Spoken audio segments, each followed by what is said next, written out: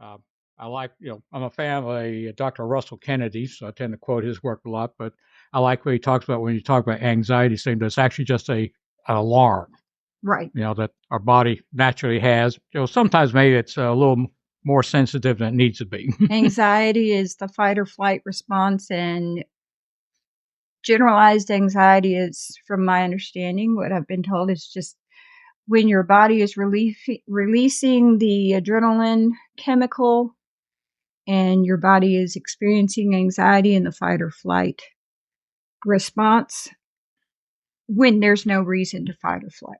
Right. Like I said, the alarm's going off, danger, danger, danger. It's like everything's fine. Everything's fine. Right. So it can be a little confusing.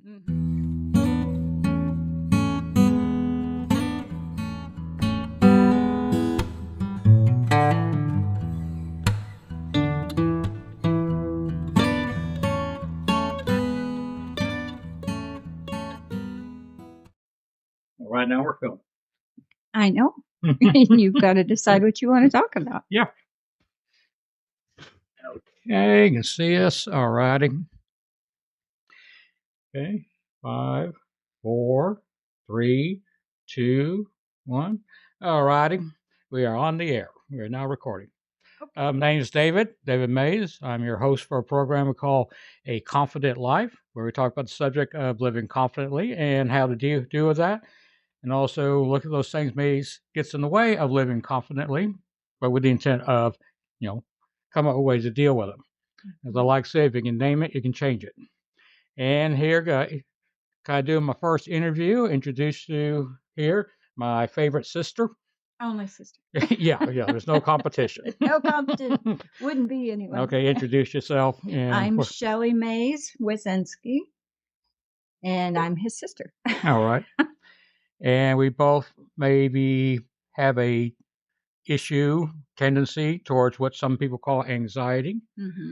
I like, I'm a fan of Dr. Russell Kennedy, so I tend to quote his work a lot. But I like what he talks about when you talk about anxiety, saying that's actually just an alarm. Right. That our body naturally has. Sometimes maybe it's a little more sensitive than it needs to be. Anxiety is the fight or flight response, and generalized anxiety is, from my understanding, what I've been told, is just when your body is releasing the adrenaline chemical and your body is experiencing anxiety in the fight or flight response when there's no reason to fight or flight. Right. Like I said, the alarm's going off, danger, danger, danger. It's like everything's fine. Everything's fine. Right. So it can be a little confusing. And thought was part of, like I said, from my own intent for this program, this channel, whatever you want to call it, of course, is to look at those things and look at, obviously, the research behind, what that's all about and how people deal with that and, right. How to resolve it and go on living more confident lives. Sure. Okay. And one of the thoughts, things to talk about, of course, is say how men and women differ with some of these things. Right. So, like, the way I figured there are some biological basis right. for these things, but there's also a lot of cultural stuff. Sure. About what maybe we each pick, are taught when we're kids, and plus, coming from the same family, kind of this experience we may have had that may have been the same, but also different. Coming from the same family, same mother, obviously, and then our generation. There's generational differences definitely within our age span in our 50s to 60s to teenagers versus 20s, 30s, and on. My son's experience who is 30 is completely different from our experience. We were taught in a way to just tough it out. Right. Whereas now it seems to be, if you feel it, you show it, demote it. And I think that makes it harder for him rather than learning those, the methods of just pulling it in, reining it in, controlling it to a way, not to say suck it up, but to try to control it so that you can still function and move forward, whereas his is bad enough where he has trouble functioning in daily life. Huh? Huh? Maybe we can help him. Maybe that'd be awesome. Okay. Starting out, what thoughts run through my own mind about again. Some is generational, but I can still see, here in the first half of the 21st century, how some of those, male female roles are still being taught, and Sure. some of them work. Mm-hmm. I mean, I think there is a biological basis for it, but again, there's other stuff where we humans trying to figure out how to do these things came up with all these customs, perhaps with the intent of trying to fix a problem, but whether it fixes or not are hard to say. Well, if you're talking about male female roles, I think that can go back to just the beginning of men and women. It served their purpose. When a caveman versus a modern man, there's a reason the bone structure and muscle structure and all of that is different comparatively to women. And now those lines are very blurred. We have, you can pretty much do anything anybody else can do, but there's still strength. Right. All of that sort of thing. But I don't need a man going out and hunting and shooting things for me now when I've got a grocery store right down there. Right. But anyway, that's not about anxiety. Right. Now the anxiety, like I said, it's just a otherwise natural tendencies, try to take care of yourself. So like, people talk about the ego. That's what the ego is trying to do. It's something the brain or the mind creates for the purpose of self-preservation, survival, self-preservation, self-protection. Even if it's not, you can logically know something's not healthy for you and still have the behavior because your desire to feel safe and secure can override your logical sense of knowing that, well, staying in bed all day, pulling the covers over my head, shaking in fear from something I cannot put a word to is not logical, but sometimes your preservation is going to say, no, I need this. Be careful bumping the table. Oh, yeah. Okay. Be noisy. Okay. Trying to think, when I talk about being anxious myself, again, that's one of those things. So men aren't supposed to have any feelings. And where did you get that? Some of it from my father. I mean, I can remember a situation where I was crying, and he said, "Don't, stop crying." Or really get mad. I'll give you a reason to cry about, which is like, wait a minute, contradictory information. Even though we were raised in the same household, we're 5 years apart and we had very different experiences. But I was told, I'll give you something to cry about. And it was always, but I'm already crying. That doesn't make any sense. Right. But, our father was born in 1935 and raised without a father after 12. So he had some very set ideas about you're supposed to be quiet, you're supposed to mind, you're supposed to loved us, but was very firm. Right. And as far as, again, lessons I learned, again, experiences in school, especially teachers. I don't know, maybe I was just being a little rebellious, but couldn't just get up and leave. So I had to kind of stuff it down. Just I'm angry about this situation, but kind of stuffing it down because it's not safe to let it out. Right, and that has its place because you're in a social environment, you're in school, and they have to have some sort of boundaries and rules to be able to control the whole classroom. But yes, as a young child, if you're having anxiety where you're feeling like, I'm not comfortable, I don't like this, I want to just leave, but that control is taken away from you, then yeah, you're going to have anxiety. And different kids are going to react in different ways. Right. And at least for me, I sometimes describe myself, especially in the present tense, of being masculine, but not necessarily macho. Yeah, no. I'm not I'm not out racing cars or drinking with the boys or No. anything. Actually, I don't like alcohol. So. No, you've always been that way. Right. But So. there's nothing wrong with that. Right. I mean, we played war when we were kids. I was always called a tomboy. There were different things you did that mother would say, "Where's your little brother?" Whereas he's 5 years older than me, so Right. I don't know why. But yeah, you were never the give me a gun, but you would play with the guns. We'd Right. go Play toy guns, obviously. right. Well, BB guns, toy guns. Right. We grew up on 10 acres in basically a farm because we didn't have animals, so it wasn't a ranch. But we had chickens. But anyway, we had, instead of trash service where we lived, you had to burn your trash. So we had a large burn pit out in the back.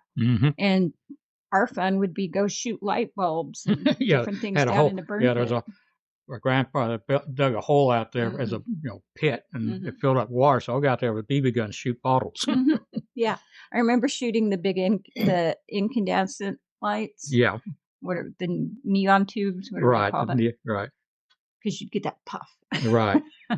And I remember that friend James across the street that would come over and he'd play with us. Right. I remember one time him coming over and doing target practice with us and being impressed because I could shoot the gun so well.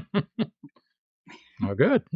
He's one that had anxiety and had problems, but we never knew about it. Right. We only ever saw him as being friendly and everything. But then he ended up killing himself and his dog. Because he turned the gas on over there. That's the story I heard. Yeah. But it was always very nice, would come over and hang out with us, and we were little kids, and he'd come play with us. By the time I heard about that, it'd been a few years after last time I remember. I don't remember when I heard about it. Right. But it was sad. It was sad he killed the dog, too. Right. But anyway, again, doing my own work, I'd say yes, got through high school, didn't want to be there. I've never been, say, back for a high school reunion. Don't even try to keep up with anybody on Facebook or anything like that. It's kind of like, get that away from me. That makes sense to me because my memory of you in high school, you were like a Sheldon Cooper kind of thing because you took a briefcase, and so that was an automatic target for a school kid. Right. And you were shy and introverted, and so shy and introverted kids do have a hard time. Well, at the same time, having experience, I remember, subconsciously, it's like, I don't want to be here because I don't, my preference probably would have been to, hit back. Yeah. But I didn't see myself as being strong enough or capable of doing that. And we were taught you don't do that. Right. Although I was told if you hit me to hit you back. You're right. Mommy told me that. I did kind of pick on you a lot. Yeah, and I picked on you too, we're brother and sister. You're right. One of the earliest stories I remember is Mother telling me how we were in the back seat and I was in a car seat and hauled off and kicked you in the face. And I was probably, 1.5 or 2? Right. So, but then you've told me that when they brought me home, you didn't like it. So. Well, just, who is this? Why are you in here to? Right. It's one of those things I can think about. I didn't think about at the time, but I can look at it now. Right. It's like, well, who is this competitor? Exactly. Right. Anyway. And of course, again, doing my own personal work from high school, I kind of had since there's something not right here, and been doing personal work, going to workshops, reading books, and doing stuff, and a little bit of time, and gotten better. In fact, we're here's talking on this camera right now. Since a few years ago, I'm not sure what felt confident enough to do this, even though maybe in the back of my mind something I want to do. Yeah. That what I've always found interesting is how through our experiences, like I wouldn't have called myself extroverted, but I did go up and just say hi to people, and I had several friends, and I wasn't in like the A group, but but I had lots of friends and I did lots of activities, and I was, high school came, it's like, I can't do that. I'm busy on the weekends. Yeah. And whereas you were reserved and didn't have a bunch of high school friends and stuff. But as we've gotten older, you've become more outgoing and more involved in so many things around you. And I've probably become less involved. My involvement with things now is more attached to what is Sam doing, my child doing, or what is another friend doing. I have a small group of friends, and so we kind of, well, what are y'all doing? We'll do that too. Right. Yeah. I say I have a bunch of friends, maybe only 2 or 3 people I might say are close. You know, so girlfriend Robin, probably closest right now. Plus, there's a group of men. There's men's group I participate in. You know, it was Some of often them you've known right. for got, years. I got kind of a weird work schedule, so I can't go to meetings like I like to, but go when I can. Like I said, doing my work, and so even this idea of doing this, YouTube channel is my own desire to, well, do my own work. Obviously, I'm teaching what I need to learn, but then share it and help others because it seems like my heroes are people who can do this. Right. So I'm kind of like, hey, I want to do that. One of the big differences I find with you and I is Davy has never been on medication. You've been in counseling as long as I can remember. Right. Because that was one of the activities as a child, is when I was little, was, well, every Tuesday or Wednesday, whatever, well, Davy's got counseling, we'd go do that. I'd play on the porch of the building. But Davy's never taken medication. Right. I do take medication and have since I was 30. I do remember they be on something when I was in school. I think it was Ritalin. So I was told by our mother later, supposed to give Ritalin kids who are overactive. They gave it to me because I was underactive. Yeah, and which they do sometimes because Ritalin can be given. ADD kids take Ritalin to help them focus. And having taught at the school where we had a lot of kids on it, it can be your brain is hyper versus your body is hyper, and it could be just a way to focus your thoughts. Right. So, and it can make a hyper kid calm down. It can make a calm kid hyper. So. I'm not sure it worked either way for me. So I don't remember anything that I would, think I didn't know. Let's put this: I didn't know a thing, and nobody told me, pointed it out to me. So I don't know if it helped any or not. Yeah, I don't know the circumstances around it, and grades were never like a huge pressure point for us growing up. So I don't know. I picked up something, whether it was intentional or not. I still picked up. So you didn't get an A or something like that. Yeah, I forget the details now, but definitely got the message. But something's wrong with you because you didn't turn your work in time. Yeah, well, I mean, I remember wanting to have good grades, but it was never if I brought home a B or a C, I wasn't in trouble. It's just, well, you need to study more. Somewhere at some point I decided, I don't like school. Well, it's okay. And then later on you found out you have dysgraphia. So, if you're trying to read a book in words. I have no trouble reading. Yeah, that's right. It's spelling. Right. But sometimes writing can be an issue in that I can get the sentence in my head, but when it comes in my head, either typing it out or writing it out, it's like I think I can't write fast enough to keep up with the thoughts or something like that. You should do get one of those apps where you speak and then it turns it into text. I've done that with laptop. They got that on there. Anyway, your experience with, say, anxiety, what? Well, we were talking about this the other day, and I remember having episodes of anxiety, but we were saying we never called it anxiety. It was, I'm nervous. Something's making me nervous. And one of an episode that I recall the best was having a boyfriend and going to have dinner with his parents, whom I met before, but this time here we are driving through downtown, heading to his parents, and I'm just picking at my pants and I'm just rubbing, and I feel myself just, and eventually just start crying to the point of we can't go. I just can't go. Can you take me home? And really not understanding why am I feeling this way. And now I know, well, it was anxiety, but I couldn't say, well, what was bringing on the anxiety? Right. Either it was the situation and why I just didn't really want to go, but did not have that formed, or was just nervous about being around someone else's parents or what was going on, but we ended up not going. What I do recall, though, really strongly is around between 18 and 20, somewhere in there, driving one day, and Mother had had some anxiety, and they had put her on Valium. And then I forget if you had been having troubles, but I was having a situation, and I was telling myself, you're going to work this out, and you're going to go through it, and you can deal with this because you always deal with it, and you've never had to be on anything. You've always been able to settle it. You've never had to go to therapy, all of this stuff. And that is the one thing I knew where I was different between you and Mother, was that, well, I can handle it myself. And then all of that went out the window when I got pregnant with Sam. Okay. Yeah. I remember something about that. Yeah. Like all the body chemistry started getting all crazy. And yeah, most people, my pregnancy was odd, and I've only ever met one other woman who had this, where instead of any kind of morning sickness, none of that. Never felt nauseous, perfectly fine physically.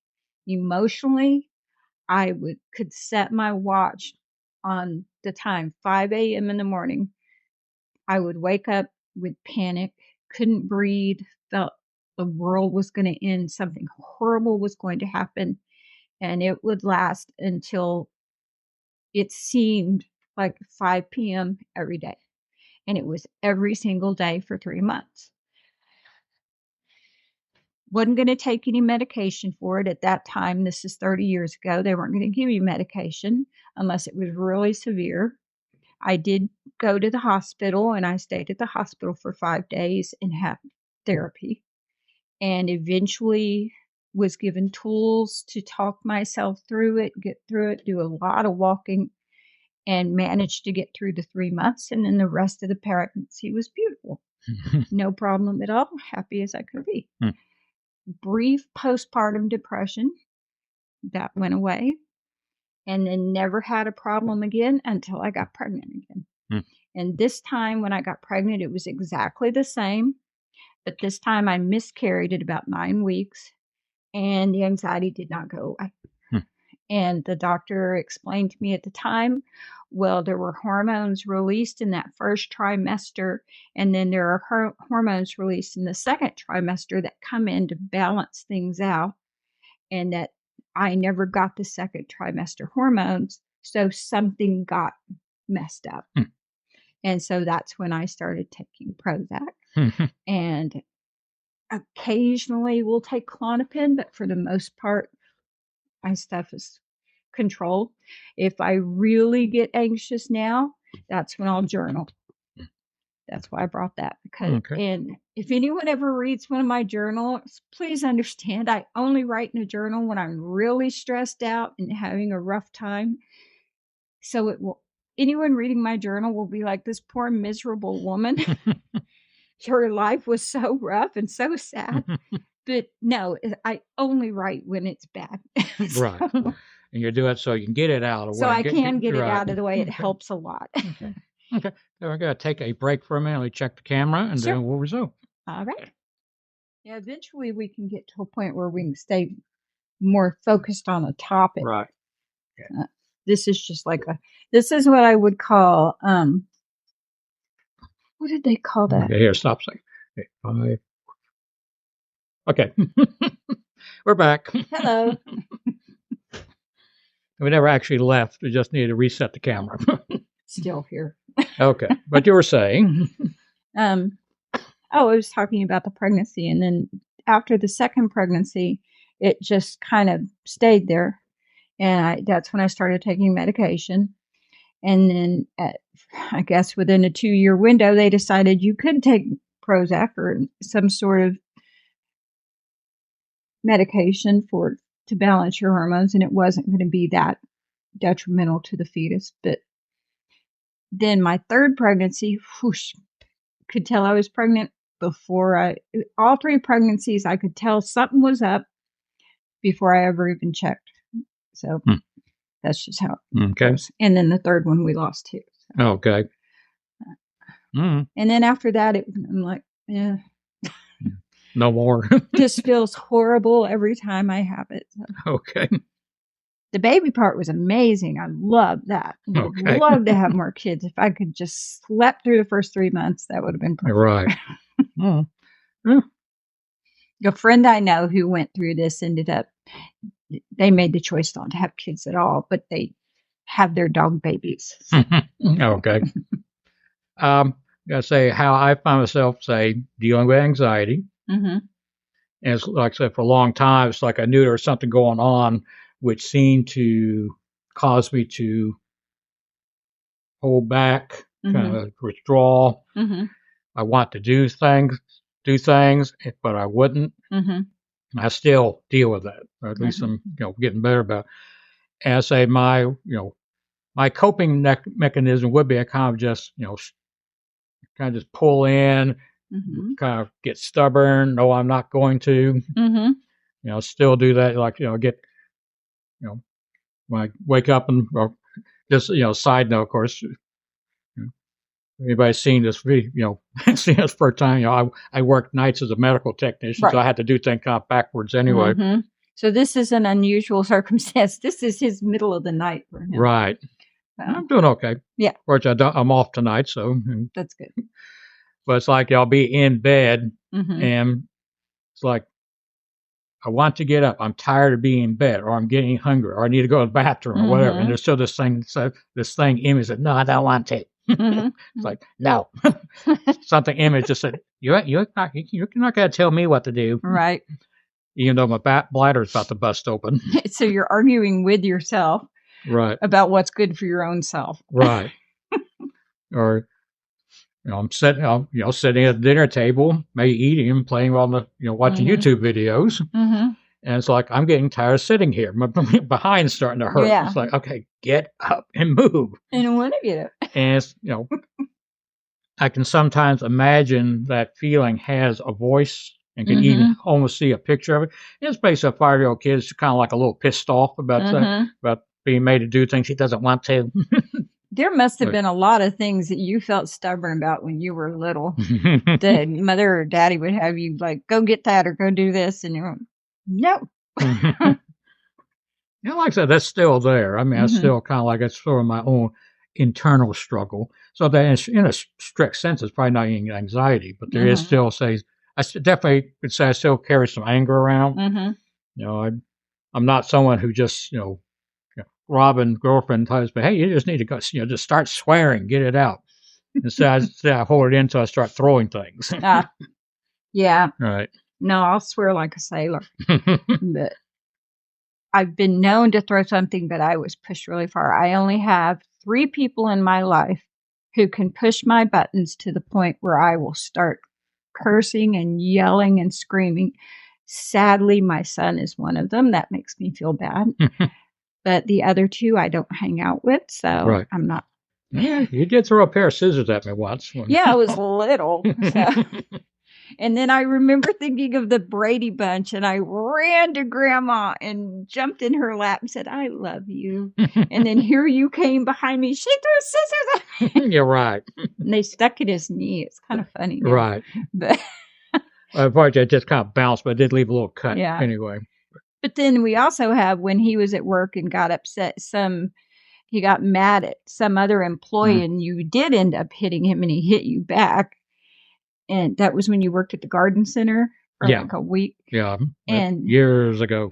Came home and I remember standing up on the sofa and getting mad. I'm like, who do I need to go be? Right. You hit my brother. Well, I'm a lot better about that now.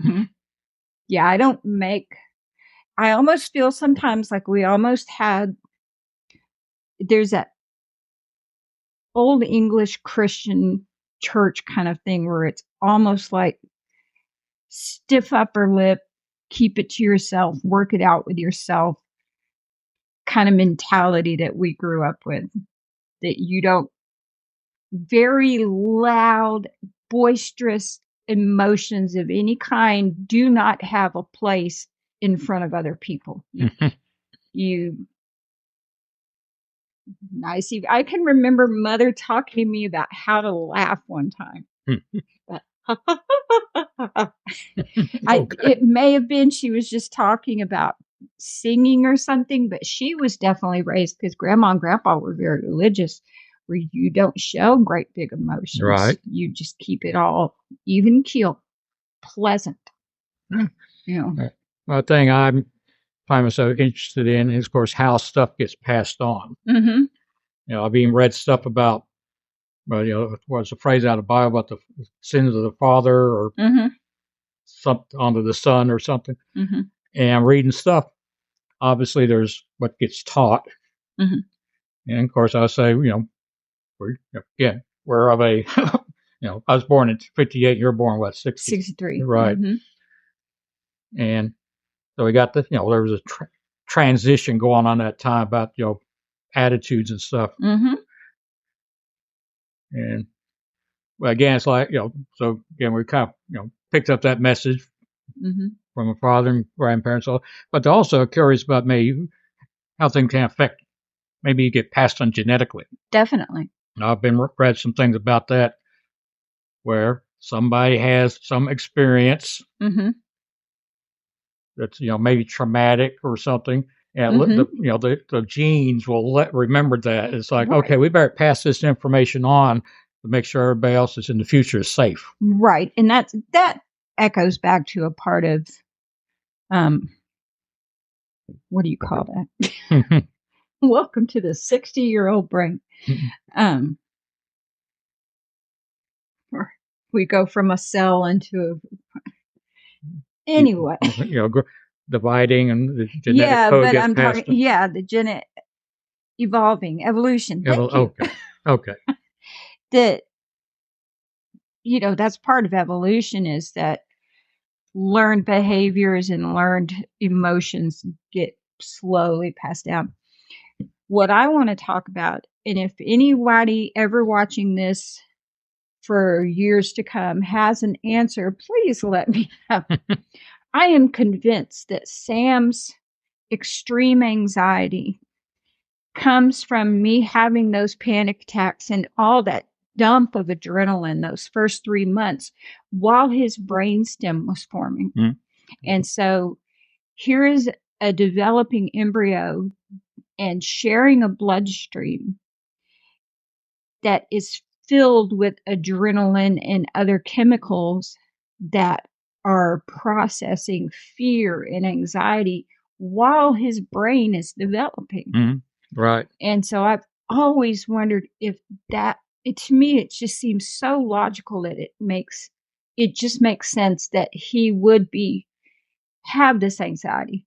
Now, his anxiety was somewhat prevalent when he was smaller, but nothing like he was outgoing. He was make friends. He loved to make videos. Puberty hit and things started changing. And then it really hit when he was around 19. My own anxiety, I would say, well, I would identify now, maybe something similar in that. Now, on one hand, I would describe myself being sort of a little bit introverted, but I do still like to go out and be involved with people. My thing is I'm okay being in a crowd, but I may be nervous about trying to go talk to an individual within the crowd. Do you start sweating and get I don't do that. My body just tenses up. And it's like, no, I'm not going to. I can do chit chat very easily. If it goes beyond like 3 or 4 minutes, I'm going to start feeling the anxiety. I will start sweating. Just like, some people I love listening. I love listening to people and I can do it all day. Right. But coming up with my own thing. And I think some of that has to do with being in groups. I can remember the attorneys when I worked in the attorney's office, especially sometimes saying things that wouldn't go over. And it's a certain crowd, definitely a geek nerd crowd with a dark sense of humor. Those people would get it. I have lots of friends like that, but other regular people just didn't seem, it would just go over like a lead balloon, Okay. And so you learn how to be quiet and just measure what you say until you feel the friends I have now, I feel very comfortable with, and pretty much will say anything around them. But. Okay. Like I say, I can say pre-middle school, junior high school, Mm-hmm. I could be pretty outgoing. Mm-hmm. I enjoy interacting with other kids. Mm-hmm. And even could be disappointed where we were living at the time. There weren't any kids my age as neighbors. Mm-hmm. So I found that a little frustrating. Mm-hmm. But again, junior high, high school, I kind of did a flip. It's like, I don't want to be here. I'm not going to talk to you. And so Ian developed some what I now recognize as passive aggressive tendencies. It's like, if you say, if you tell me that's the sky up there, I'm going to say, no, that's the ground. Yeah. Or something. Just wanted to be argumentative. Right. But we're brought up to where you don't argue with people, so you just. And say, not, defending myself. Well, at some point, I made some decision where it's like, realize, hey, if I try to defend myself, that guy's going to hit me back. I'm going to get hurt. And I don't want to get hurt. Right. So, so again, that little bit's still playing around the back of my head at times. I'm better. And, I'm not going to go out and pick a fight. Right. No, we're not fighters. Yeah. From the way we've been talking, I think it may come across that our parents were very strict or else very religious. And they weren't strict. They divorced when I was 6, you were 12 or 11. 10 or 11. Yeah. And mother, I've almost described as being not a hippie, but like free spirited. Our mother accepted everyone. Race, creed, sexuality, all of that did not matter. If we loved them, my mother loved them. Everyone was welcome in our home. And I can recall having gay friends, having, different religion friends, and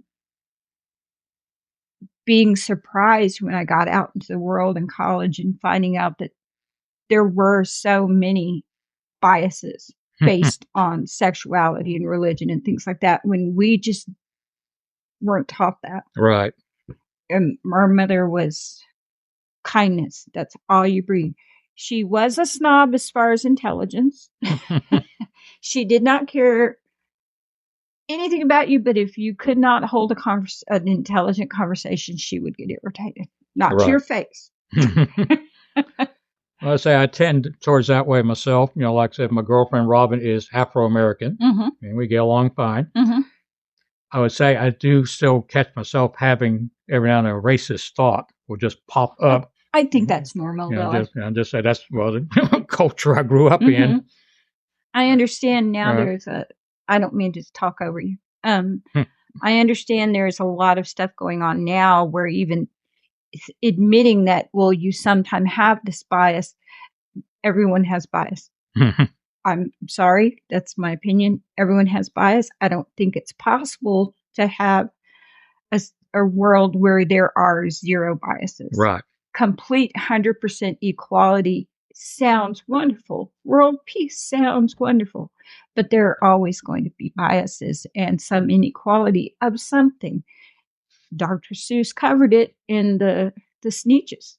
So they had stars. Now we want 2 stars. Now we don't want any stars. If you've got something and you're equal to someone else is not going to like it and want to be different. It's just how it's going to be. Right. So yeah, we were mostly raised that be careful where you are and who you're around. Not because of what they look like or what they do, but because what neighborhood are you in, kind of getting back a little bit on the anxiety, but where we get it, again, saying earlier about could some of this be passed on genetically? Any of it's not, there's still stuff gets passed on. Okay. Our family history, our grandfather, Sam Mays, he'd been dead several years before I was born, so I never knew him. He was a World War I veteran. And then a Texas Ranger. Got, hey, yay, Texas. We're native Texans. 4th generation. Right. But the story is he came back from the war with shell fragments in his back that were never removed. So Oh, it's see, I kind of, hadn't heard that. so it's like we came that close, maybe not existing, Right. at least not in this form or something. Yeah, and I Everybody don't think the Mazes are our branch is going to continue on because you don't have kids. right. And, We'll see. yeah. but then, his son, our father, grew up at a different time, was a little more strict with kids, and of course, and then our grandfather was fatally shot in some sort of argument with a neighbor. That's part of where it comes, where we were kind of raised not to be confrontational, right? Because when the neighbor shoots your grandfather before you were ever born and leaves your father without a dad when he's 12, it gets passed down that you just don't make trouble with your neighbors. Right. So again, there's both the possible genetic thing got passed on, plus, our father lost his father. The story I heard is our father actually saw it happen. Yeah, that's the story I was told. And I think you said you part story. Yeah, we're doing this thing where we're kind of gotten bits and pieces of the story over the years, and the person we need to ask now no longer exists in physical form. Death sucks. Okay. But our father may have been the reason the argument happened. I did hear that he and the neighbor's son were the reason the argument happened. Right. I did not hear that Daddy had witnessed it happen. Right. That's something our mother told me, whoever told her. So, and a few years ago, I actually was doing some research, figure out where our grandfather was buried. He wasn't buried, say, locally. You got a chance to go see the gravesite last year. Yeah. And found some website does information for your genealogical research. Basically, I was able to get a copy of his death certificate. Yes, and you've shown me that. Right, and it did show he was fatally wounded. Yeah. So sometime April of 1945. But when I say my prayers, I do still say hi to him. Okay. So, even though he doesn't know. And apparently the other guy who shot him got decided it was self-defense. So.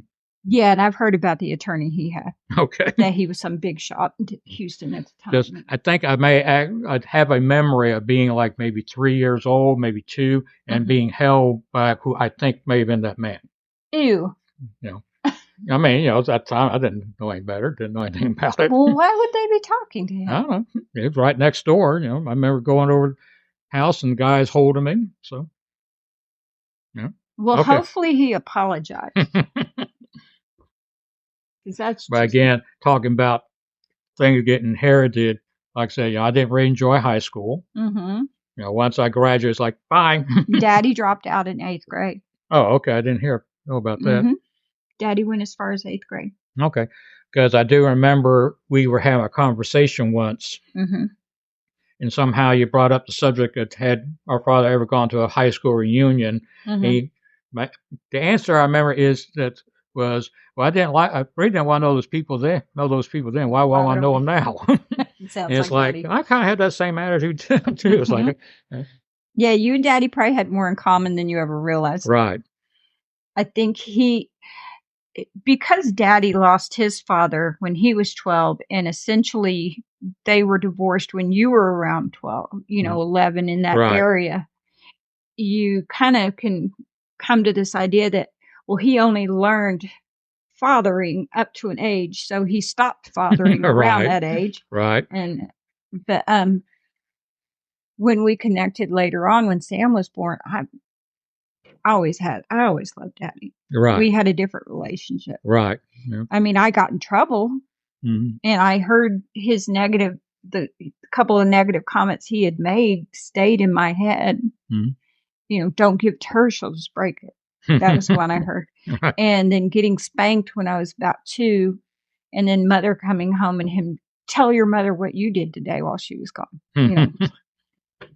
I had a relationship where I kind of in a nonverbal way, probably when I was like 2 or 3 years old, kind of looking at her father and saying, "You're an idiot." I'm not okay. Which he wasn't. He was a very smart man, but he was. He was opinionated. Right. Definitely. Yes. had experiences, personal experience where I just said, I'm staying away from you. Chances are him being opinionated probably did resonate back to him being insecure. Right. But at our age, we wouldn't know that. Right. So the point being that some form of anxiety, whatever causes it, can get passed on. And of course, our mother had some issues with anxiety. Yes, mother definitely had issues with anxiety. She went to 1 year or maybe 1 semester. I think it might have been a whole year. It's not here, Kansas, but went to University of Texas in Austin. Right. And then the story I heard was the anxiety was so bad that she came home. Right. And then grandma, her mother's mother, was hospitalized and had shock treatment. Right. Because she began believing that all the stuff was happening that wasn't really happening. So, and I have no idea why, if it was hormonal imbalance from the change or what was happening. Right. So, and the story I heard from our mother is that our would be great grandmother supposedly spent some time in a sanitarium. Okay. Back in like the 1890s. Would that have been grandmother Brown on mother's side, or could be our mother, her mother, her mother. Okay, so our 3 times back. Right. Great grandmother. It would have been grandma was a Brown. Okay. Grandpa was an Emmons. Yeah. Great grandma Emmons is the one that lived on the property with us and lived till 99. Yeah, great grandmother. Right. I don't recall ever meeting grandma's mother. Right. So grandma's lineage or maternal lineage is where there was issues. Right. Which the story our mother told me is that apparently our grandmother was like number 6 out of 11 kids. That makes sense. I think the last 2 were twins. Mm-hmm. But it's like at around like number 5 or 6, our great grandmother kind of said, "Okay, I'm done having kids. I'm through with this." And that her husband kind of got mad, said, "Oh, no, something to the effect, that's your role." And so she got mad, and tried to attack me with a knife. Which, hey, So of course she had to put him in a sanitarium. Of course, yeah. If a woman was standing up for herself in the 1700s, then she was crazy. Right. So no wonder she would have been put in a sanitarium. Right. So, good grief. So again, there's like that family shame. Yeah, and that's the thing. Especially after having been hospitalized for that 1 week, what I didn't like was being somewhere I could not leave of my own will. That was the biggest thing for me. It's like, don't lock a door behind me that I don't have a key to. Otherwise, it was helpful. Putting someone with anxiety into a hospital seems a little counterproductive because you're putting them into an environment with a whole lot of people. And if you're introverted, it's like, not my thing. But everybody was super nice, and you did learn things. Learn some tools there, and that I still will use now. Right. Affirmations being the biggest one. Okay, let's take a real short break. Gonna reset the camera, and then may talk about what things are we have found effective in dealing with our anxieties. Okay. Be right back.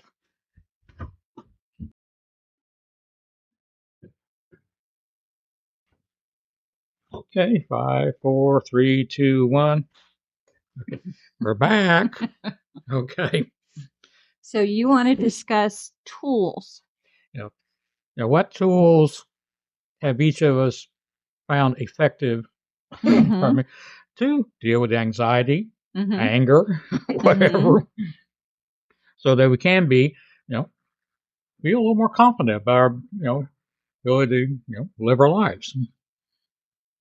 For me, a lot of times I just keep showing up for the meetings. I participate in some groups. Again, crazy work schedules can sometimes be an issue, but I participate as much as I can. I read. I enjoy watching videos on YouTube of people do motivational speaking, or they talk about issues, how to deal with anxiety and related things, and try practice, put them into practice. Again, got that little stubborn child saying, no, I don't want to. Right. But a thing which I'm teaching myself now is actually some technique I found in a book, reading for another reason, but the author was saying, hey, do these 3 things. And so I'm kind of adapting them as, I call it the 3 attitudes. I plan to do another video soon where I get more into details, at least about my own experience. Right. Where he talks about being suspending judgment, being non-judgmental, or I like to say judge consciously. I mean, it's like you're saying by being biased. Okay, be conscious of it. Yeah, that's normal. Just be aware of it. That I have that as a daily part. Right. So, okay, this is going on. Okay, don't really be judgmental about, oh, this is bad, or something's wrong with me. Just here, there it is. Second thing would be trusting, trusting myself, trusting the process, trusting myself in the sense that, I may be having these experiences, but trusting that I don't got something in my brain trying to say, a little devil figures, oh, I'm going to mess this guy's life up. Right. It's there for a reason. It's, the alarm system trying to do its job, maybe do it too well. And also trusting the process of doing what I need to, what I need to do. So you're essentially feeling it and doing it anyway. Right. Yeah. And trying, listen a little more closely. Again, always have a conversation, like I said, that inner 5-year-old. Right. Yeah, that's when you got to do that. Used to be this, it has been like 30 years ago. It was more popular than it is now, doing inner child work. And one of the things we were taught was, you take their hand, and they even had the spot. They would teach you, pat that spot and say, I've got you. It's going to be okay. You're going to be all right. Holding their hand, figured. Right.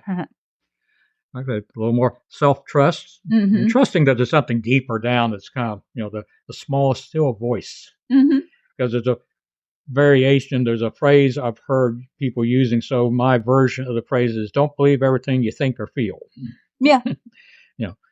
Or, trust, trust, but try and verify a little bit. Point being is trust myself enough to know that, these feelings are there for a reason. They're not the enemy. Right. And just, may listen a little closer. And the third was just have more compassion on myself. I mean, I don't say in my mind, go around thinking, oh, I'm an idiot, or I'm stupid or whatever, but I can still feel a body pressure in my body. Both this part that says, there's something here I want to do. I need to come. Let's go do it. And there's another person saying, no, I'm not. And then I got this thing going on in myself. And it's like, okay, take a breath in and then let it out. Slowly, calm down. You do much better than I do at that. Okay, it's okay. Now, I still daily tell myself negative stuff, even though I try to. I'm always telling Sam, well, when you tell yourself negative stuff, flip it. Because, I'm going to take a tangent for a moment. Back when I was counseling, one of the things I really remember was one of the therapists telling me, your brain is basically dumb.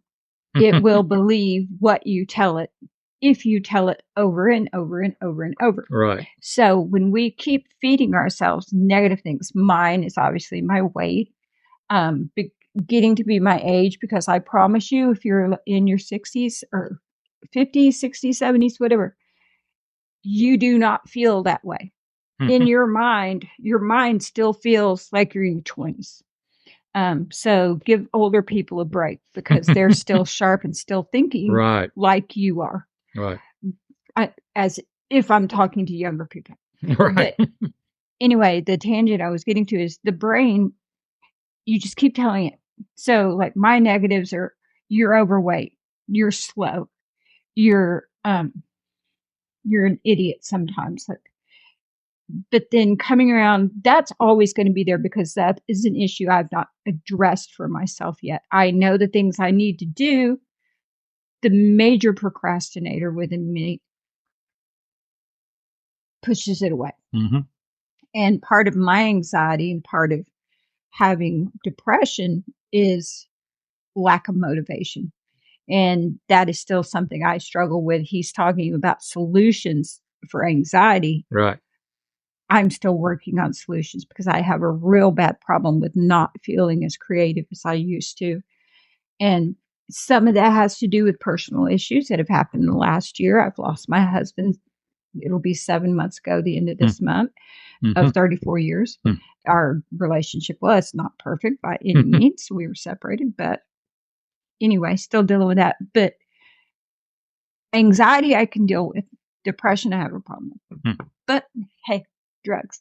Right. But you're saying for yourself, it's addressing it and then refocusing the energy? Yeah, or sometimes refocusing, sometimes, again, being compassionate. Yeah, with I'm not yourself. necessarily using words, but there is a kind of bodily, I can feel my body tighten up Mm-hmm. because I'm both resisting, but also pushing myself to do something while at the same time pushing even more. So even doing this video, there's a part of me, in a way, kind of like just, a little fearful. I'm not sure I can do this, a little fear of failure.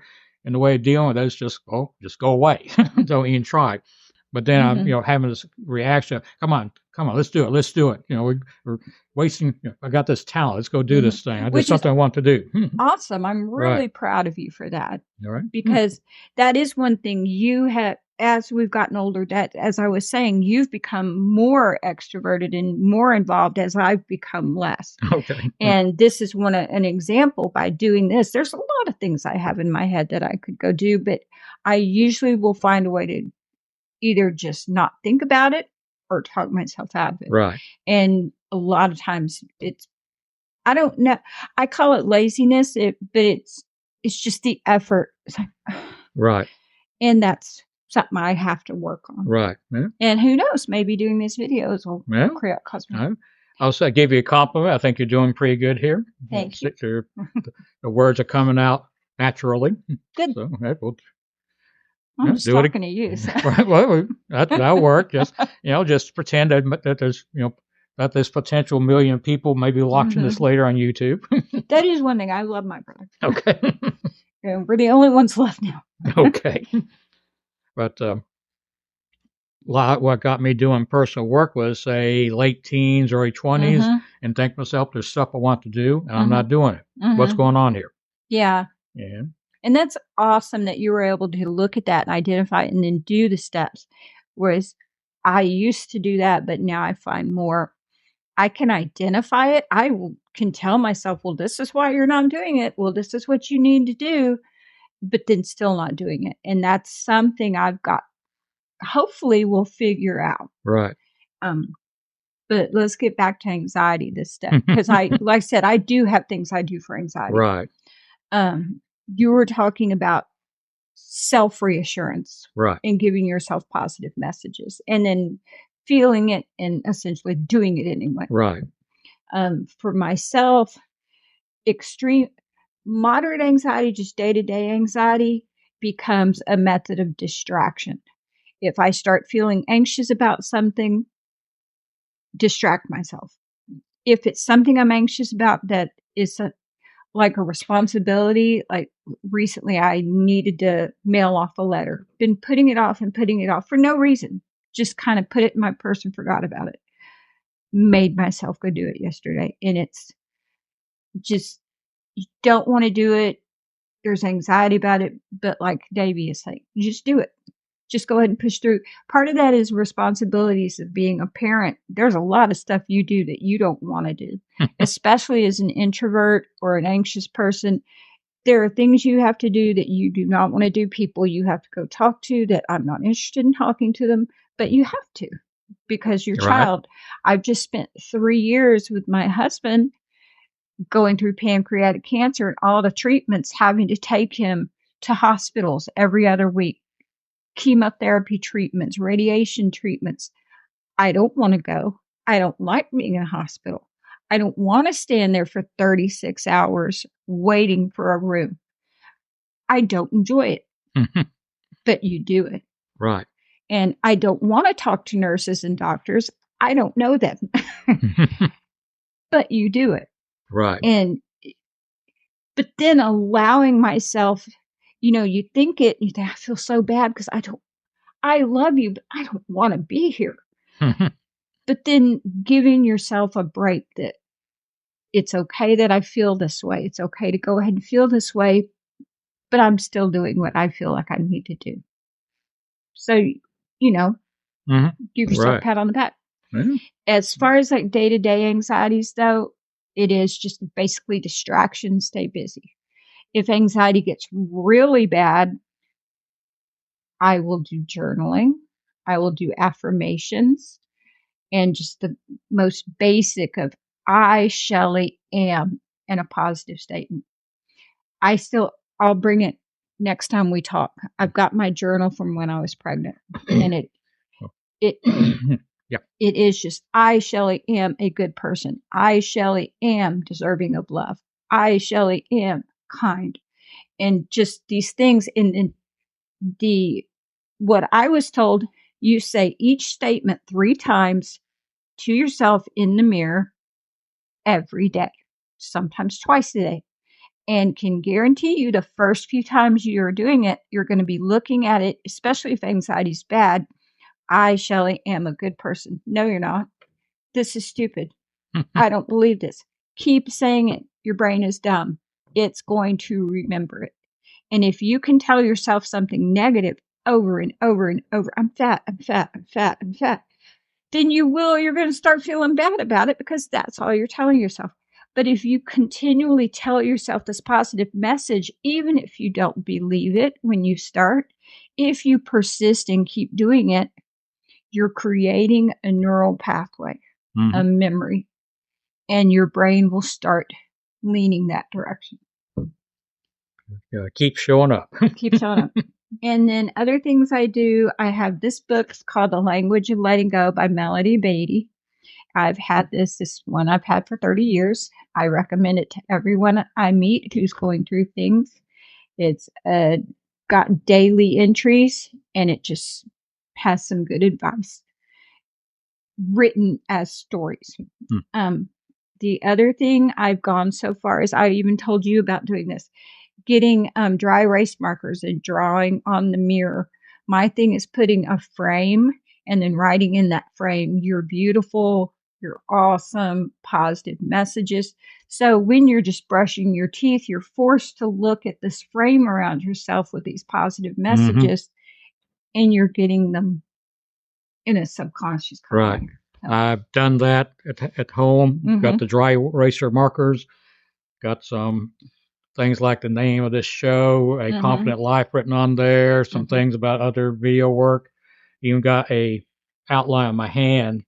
So in the morning I can give myself a high five. That's awesome. I like that.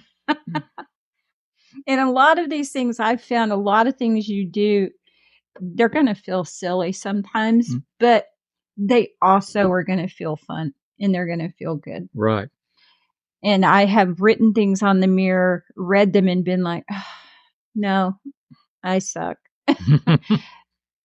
But it's much better to read something nice to yourself than it is to just go around believing the negative all the time. Yeah, I'm getting picky about, say, what I listen to on the radio when I'm driving. Instead of listening to radio, I'll plug in my cell phone, be listening to podcasts. Yeah. Motivational speakers. Both partly because I'm kind of learning how to do what we're doing here. And I like to hear that myself. Right. Like I said, which is good. That's one of the things at school, what we would teach the kids is, and this is a tool for anxiety too, think it, write it, read it. It's that involving as many senses as you can into doing something will help you remember it. It will help solidify it, help you believe it. And for myself personally, I've got to say there's a lot of things I tell myself over and over and over that at the very core, I may not still believe it, but it still helps me to just trying to be my own champion sometimes. Right. And when I'm in a good mood, when things are great, I'm awesome. But at the same time, you have those voices that come in trying to tell you that give up, it's not working, don't even try. But that's that negative voice that you've got to say, no, I need to go ahead and try. You're right. There are things I've got to do. If I don't get out of this bed, then the cats are going to starve and then they're going to eat my face. So you get up and you just go ahead and do it. Right. So. Okay. Yeah, what else? Sounds good. Yeah, that's what I got for now. We'll have to come up with something for later. Okay, that'll work. If anybody's listening or watching, he would like you to hit the subscribe button, ring that bell. Like and subscribe. To be honest, I have no idea what it means to ring that bell, but I hear it in every video. Right. So. Well, the idea is you hit the bell, then next time something gets posted, you'll get a notice about it. That makes sense. That right. Sign up for an alert. But if there's things you want to hear us talk about regarding anxiety, mental health, any of that, we have lots of opinions. Right. And would love to share them with you. Right. So. Okay. I'll tell you, let's go ahead and bring this to a close. I think we did good. We'll do it again. Okay. High five. All right. So again, my name is David Mays, and this is my sister, Shelley Mays Wazinski. All right. Again, thank you all for listening. Again, like, subscribe, leave comments below, whatever. Send us some encouraging words. And actually, if you send us a discouraging word, we may throw a party, because it means, to me, if I start getting people, leaving bad comments, that's a sign of success. Nobody will leave you a bad comment if you're not making having an impact. If you want to leave a bad comment about I'm fat or my hair looks funky or you couldn't iron this cloth, go for it. I've got more important things in my life to worry about. And really and truly, if you're thinking something negative, don't let me take up that kind of space in your head. Go do something else. Right. So, yeah. Right. Okay. All right. Let's go and bring it close. Again, thanks for all watching, and we'll back soon. Thank you. And we'll say bye. Bye.